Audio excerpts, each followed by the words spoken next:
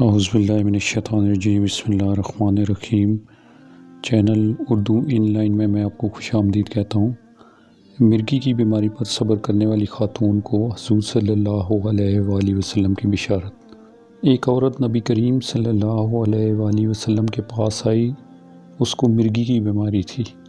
حضور صلی اللہ علیہ وآلہ وسلم کے پاس آ کر عرض کرنے لگی، یا رسول اللہ، خدا تعالیٰ سے میری شفا کے لیے دعا فرمائیے۔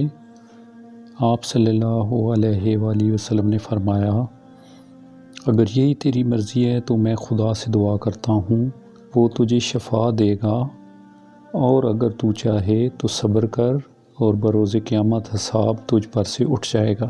وہ کہنے لگی، اچھا میں بیماری پر صبر کر لوں گی جب کہ مجھے حساب سے آزاد کیا جا سکتا ہے۔ پھر کہنے لگی کہ میری بیماری ایسی ہے کہ ہوش و حواس رخصت ہو جاتے ہیں، جسم پر سے کپڑا کھل جاتا ہے، برہنہ ہو جاتی ہوں۔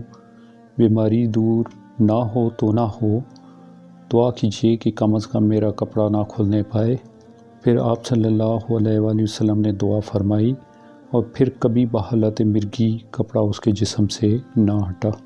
اگر ویڈیو پسند آئے تو کمنٹ سیکشن میں کمنٹس کر دیجیے، چینل کو سبسکرائب کر دیجیے تاکہ ہماری ہر نئی آنے والی ویڈیو آپ تک پہنچ سکے۔ شکریہ۔